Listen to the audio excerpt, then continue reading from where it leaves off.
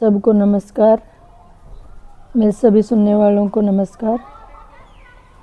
मैं आज महाभागवत देवी पुराण का पहला अध्याय कर रही हूँ।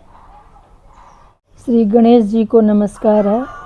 गणेश जी के चरण कमल के परागकण जो देवेंद्र के मस्तक पर विराजमान मंदार पुष्प के परागकणों के समान अरुण वर्ण के हैं, वे विघ्नों का नाश करे।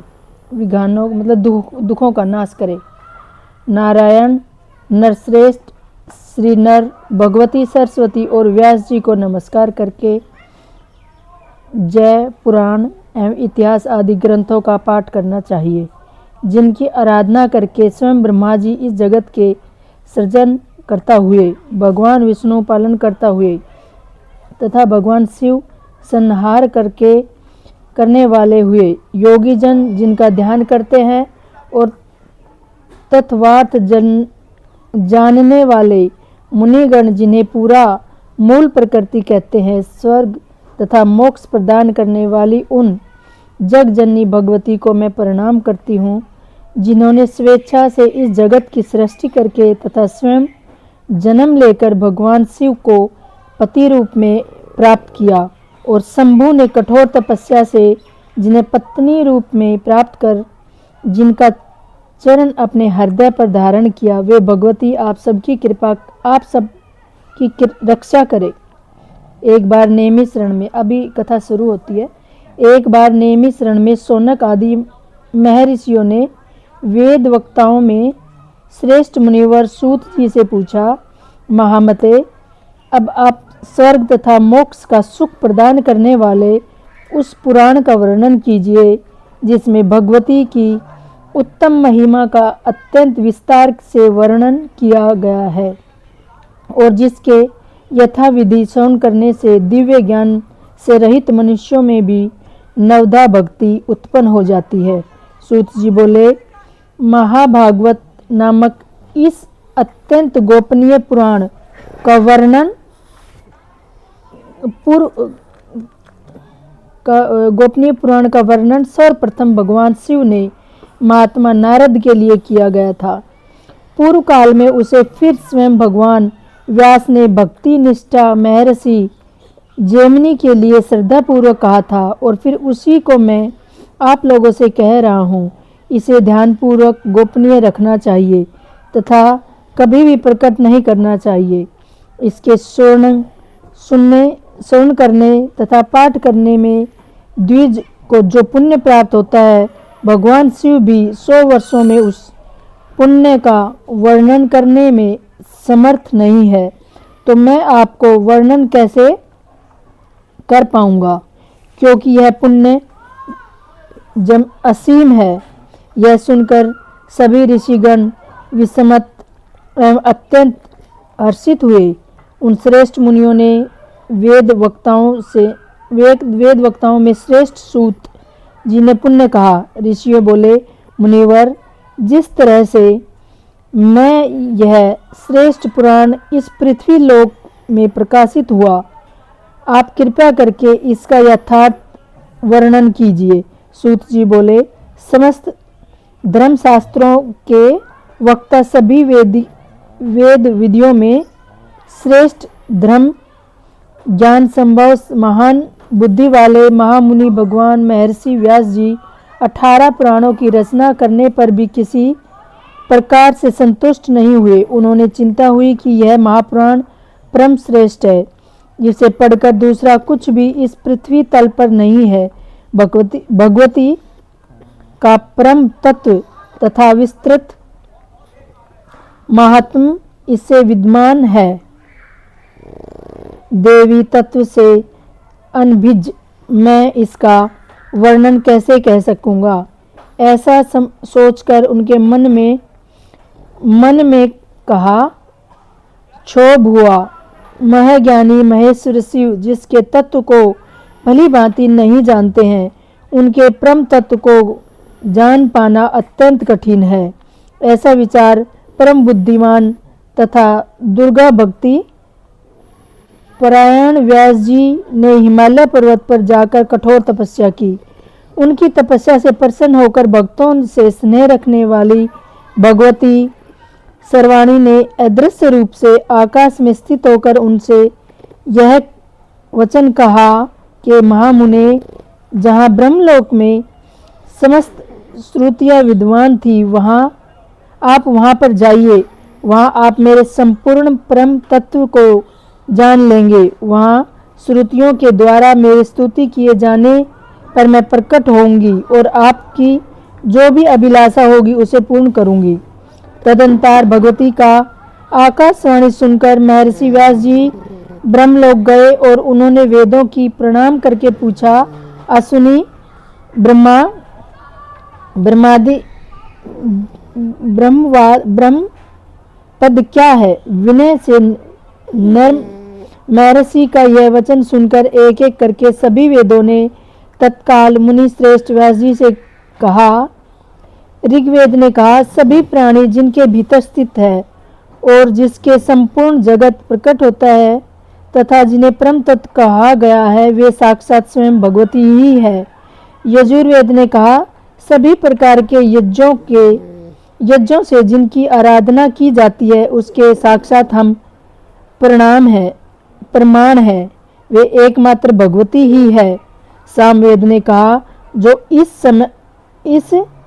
समय जगत को धारण करती, जो इस समग्र जगत को धारण करती है तथा योगी जन जिनका चिंतन करते हैं और जिनसे यह विश्व प्रकाशित है, वे एकमात्र भगवती दुर्गा ही इस जगत में व्याप्त है। अर्थवेद ने कहा, भगवती जी के कृपा पात्र लोग भक्ति पूर्व जिन देवी श्री के दर्शन करते हैं, उन्हीं भगवती दुर्गा को लोग परम ब्रह्म कहते हैं। सूत जी बोले, वेदों का यह कथन सुनकर सरस्वती पुत्र व्यास जी ने निश्चित रूप से मान लिया कि भगवती दुर्गा ही परम ब्रह्म है। ऐसा कहकर उन वेदों ने महामुनि व्यास जी से पुण्य कहा, जैसा हम लोगों ने कहा है वैसा हम प्रत्यक्ष दिखाएंगे। ऐसा कहकर सभी श्रुतियाँ सच्चिदानंद विग्रहावली शुद्ध स्वरूपा एवं सर्वदेवमयी परमेश्वरी का सत्वन करने लगी। वेदों ने कहा, दुर्गे, आप संपूर्ण जगत की कृपा कीजिए। पर में आपने ही अपने गुणों के द्वारा स्वेच्छा अनुसार सृष्टि आदि तीनों कार्यों को निमित्त ब्रह्म आदि तीनों देवों की रचना की है। इसीलिए इस जगत में आपको रचने वाला कोई नहीं। माता, आपके अपने ही अपने गुणों के द्वारा स्वेच्छा अनुसार सृष्टि, आपकी आराधना के प्रभाव से ही दुर्जय दैत्यों को युद्ध स्थल से मारकर तीनों लोकों की रक्षा करते हैं। भगवान शिव ने भी अपने हृदय पर आपका चरण धारण कर तीनों लोकों का विनाश करने वाले कालकूट विष का पान कर लिया था। तीनों लोकों की रक्षा करने वाली अंबिके, हम आपके चरित्र का वर्णन कैसे कर सकते हैं, जो अपने गुणों से माया के द्वारा इस लोक में साकार परम पुरुष के देह रूप को धारण करती है और जो पराशक्ति ज्ञान तथा क्रिया शक्ति के रूप में प्रतिष्ठ है।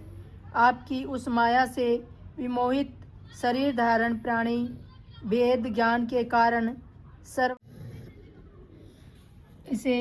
उसमें जगत सृष्टि के निमित्त सर्वप्रथम सर्जन की जो इच्छा हुई वह स्वयं आप ही की शक्ति से हुई है और वह परम शक्ति भी स्त्री पुरुष रूप दो मूर्तियों में आपकी शक्ति से ही विभक्त हुई है। इसी कारण वह परम ब्रह्म भी माया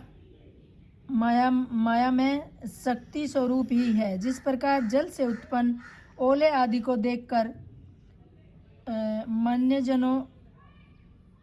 मान्यजनों को यह जल ही है ऐसा ध्रुव निश्चय होता है, उसी प्रकार ब्रह्म से ही उत्पन्न इस समस्त जगत को देखकर यह सक्त आत्मिक ब्रह्मा ही है ऐसा मन में विचार होता है और प्रातवर पर ब्रह्म में जो पुरुष बुद्धि वह भी शक्ति स्वरूप ही है, ऐसा निश्चित होता है। जगदम्बी के देहधारियों के शरीर में स्थित षट चक्रों, मूलाधार चक्र, स्वाधिष्ठान चक्र, मणिपुर चक्र, अनाहत चक्र, विशुद्धाख्य चक्र तथा आज्ञा चक्र में ब्रह्मादि जो 6 विभूतियां सुशोभित होती है, वो प्रलयांत में आपके आश्रय से ही परमेश्वर पाद को प्राप्त होती है। इसीलिए शिवादि देवों में स्वयं की ईश्वरता नहीं है, अपितु वह तो आप में ही है। देवी एकमात्र आपके चरण कमल ही देवताओं के द्वारा वंदित है। दुर्गे, आप हम पर प्रसन्न हो। सूत जी बोले, इस प्रकार श्रुतियों के द्वारा वेद वचनों से स्तुति की गई सनातनी जगदम्बा सती ने अपना स्वरूप दिखाया। सभी प्राणियों के भीतर स्थित रहने वाली उन ज्योति स्वरूपाणी भगवान ने व्यास जी के संन्यास का नाश करने के लिए इच्छा स्वरूप धारण किया। उनकी आकृति हजारों सूर्यों की प्रभा से युक्त थी, करोड़ों चंद्रमाओं की कांति से सुशोभित हो गई थी, हजारों अलंकारों से शोभायन्य थी एवं उनके शरीर पर दिव्य गंधों का लेप लगा हुआ था। वे सिंह शेर की पीठ पर विराजमान थी और कभी कभी सौ पर सवार भी दिखाई पड़ती थी। हे भगवती, 4 भुजाओं से सुशोभित थी। उनके शरीर की प्रभा नवीन मेघ के समान थी। वे क्षण क्षण में कभी 2, कभी 4, कभी 10, कभी 18, कभी 100 तथा कभी अनंत भुजाओं से युक्त होकर दिव्य रूप धारण कर लेती थी। वे कभी विष्णु रूप से होकर उसके वाम भाग में लक्ष्मी का रूप धारण करके विराजमान दिखाई पड़ती थी, कभी राधा सहित कृष्ण के रूप में हो जाती थी, कभी स्वयं ब्रह्मा का रूप धारण करके उनके दम भाग में सरस्वती के रूप में दृष्टिगत होती थी और कभी शिव का रूप धारण कर उनके वाम भाग में गौरी रूप में स्थित हो जाती थी। इस प्रकार उन सर्वव्यापिनी ब्रह्म रूपाणी भगवती ने अनेक प्रकार के रूप धारण कर व्यास जी का संशय दूर किया। सूत जी बोले, इस प्रकार पराशर पुत्र व्यास जी भगवती का दर्शन करके उन्हें परम ब्रह्मा के रूप में जानकर जीवन मुक्त हो गए। तदनुसार भगवती ने उनकी अभिलाषा जानकर उन्हें अपने चरण तल में स्थित कमल के दर्शन कराए। मुनि व्यास जी ने उस कमल के 1000 दलों में परमाक्ष रूप महाभागवत नामक पुराण को देखा, जो तब सिर झुकाकर स्तुति करते हुए देवी को सादर प्रणाम करके कृतकृत होकर वे महर्षि व्यास जी ने अपने आश्रम चले गए। उन्होंने भगवती के चरणों में स्थित कमल में परमाक्षर स्वरूप पवित्र महाभागवत पुराण का जिस रूप में दर्शन किया था, उसी रूप में उसे प्रकाशित किया। उन्होंने अत्यंत स्नेह पूर्वक मुझे वह पुराण सुनाया और मैंने उसे सुना तथा सम्यक रूप से हृदय के धारण किया। अब मैं स्नेह के कारण आप लोगों से उस पुराण का वर्णन करूंगी। आप लोग प्रत्यन पूर्वक उसे गुप्त रखिएगा। हजारों अश्वमेध यज्ञ तथा सैकड़ों वाजमेय यज्ञ इस महाभागवत पुराण की 16वीं कला के भी तुल्य नहीं है। इस प्रकार महापात की प्राणियों की भी रक्षा के लिए इस भूलोक में महापुराण प्रकाशित हुआ। इस प्रकार श्री भागवत महापुराण के अंतर्गत श्री सूत शौनक वाक्य में महाभागवत प्रकाशन नामक पहला अध्याय पूर्ण हुआ। महाभारत देवी पुराण के दूसरे अध्याय के लिए अब मैं दूसरा वीडियो बनाऊंगी।